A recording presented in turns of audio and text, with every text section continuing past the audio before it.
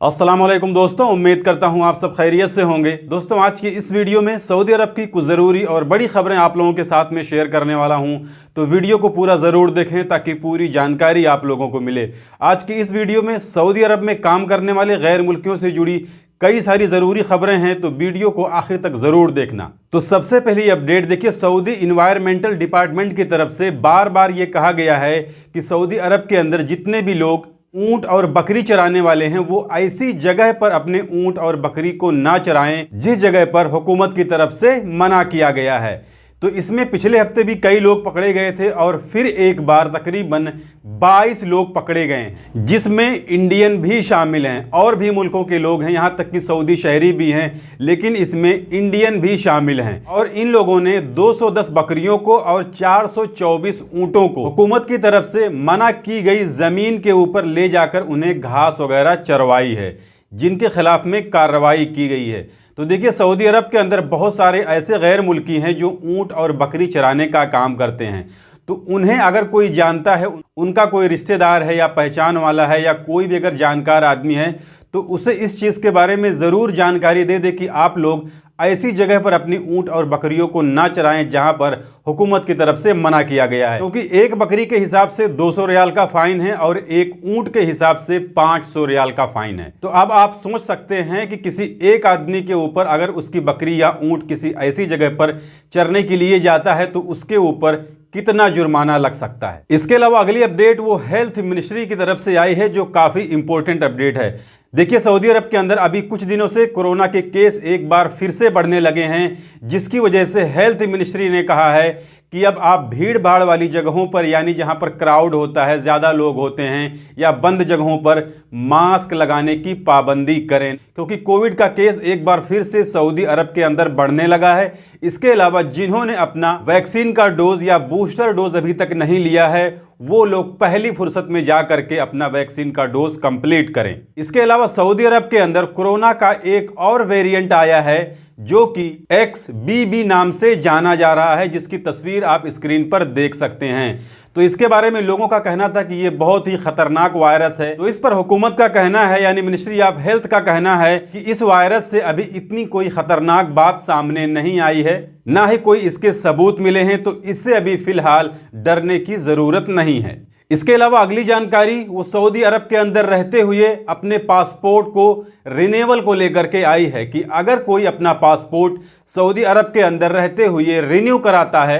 तो रिन्यू कराने के बाद क्या उस पासपोर्ट से वो सफ़र कर सकता है या नहीं, यानी बिना नकल मालूमात कराए। जैसा कि कोई भी पासपोर्ट जब सऊदी अरब के अंदर रिन्यू कराया जाता है या बनवाया जाता है तो उसको जवाजात के सिस्टम में अपडेट कराया जाता है, यानी पुराने पासपोर्ट की जो जानकारी होती है उसकी जगह पर इस नए पासपोर्ट की जानकारी को अपडेट कराया जाता है, जिसे अरबी में नकल मालूमात कहते हैं। तो नया पासपोर्ट बनाने के बाद में या पासपोर्ट को रिन्यू कराने के बाद में फौरन उस पासपोर्ट पर क्या सफ़र किया जा सकता है या इसके लिए भी नकल मालूमात करवाना ज़रूरी है या नहीं। तो इस पर जवाजात का कहना है कि जब कोई भी सऊदी अरब के अंदर रहते हुए अपने पासपोर्ट को रिन्यू कराता है तो उसके लिए ज़रूरी है कि नए पासपोर्ट की जानकारी जवाजात के मरकजी सिस्टम में, यानी जवाजात के सेंट्रल सिस्टम के अंदर उसकी जानकारी अपडेट करवाए, यानी नकल मालूमात करवा ले। और इसके लिए इन्होंने बताया है कि अबशर अकाउंट में तवासिल सर्विस पे जा करके उस पासपोर्ट की जानकारी को अपडेट किया जा सकता है। इसके अलावा अगली जानकारी, सऊदी अरब के अंदर काम करने वाले गैर मुल्कियों के जो कफील होते हैं, अगर इत्तेफाक से उनके कफील की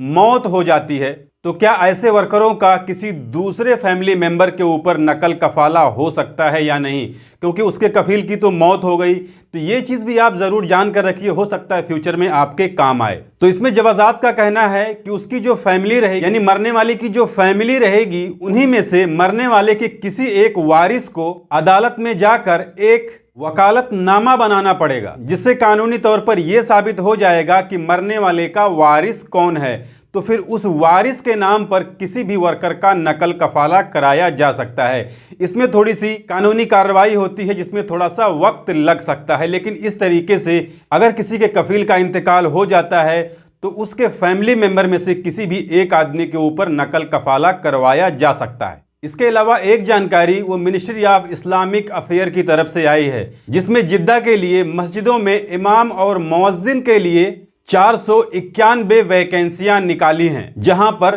नियुक्ति करनी है। तो इसके लिए जो लोग आलिम वगैरह हैं, यानी उन्होंने अरबी मीडियम से पढ़ी है, कुरान हदीस की पढ़ाई की हुई है, तो इसमें अगर जिन्होंने हाई स्कूल पास किया है उसको 4,500 रियाल सैलरी दी जाएगी। इसके अलावा जिन्होंने ग्रेजुएशन किया है, यानी इस्लामिक यूनिवर्सिटी से ग्रेजुएट हैं, उन्होंने अपना ग्रेजुएशन पूरा किया है, उनको इसमें 6,000 रियाल सैलरी पर मंथ के हिसाब से दी जाएगी। इसके अलावा जिद्दा म्यूनिसिपल ने, यानी जिद्दा बलदिया वालों ने जिद्दा के उम्मे असलम इलाके में मुर्गियां और मछलियां बेचने वाली दुकानों पर छापा मारा है, रेड डाला है, जिसमें 3.5 कुंटल यानी 350 किलो मछलियां और 265 किलो मुर्गियों को जब्त किया गया है, क्योंकि ये मछलियां और मुर्गियां खराब हो चुकी थी। इन्हें जिस हिसाब से रखना चाहिए था उस तरीके से इसे नहीं रखा गया था, जिसकी वजह से ये अब इंसानों के खाने के काबिल नहीं थी। जहां पर बलदिया वालों ने रेड डाल करके इन सारी चीज़ों को जब्त किया है और यहां पर बहुत से ऐसे गैर मुल्कियों को पकड़ा है जिनके पास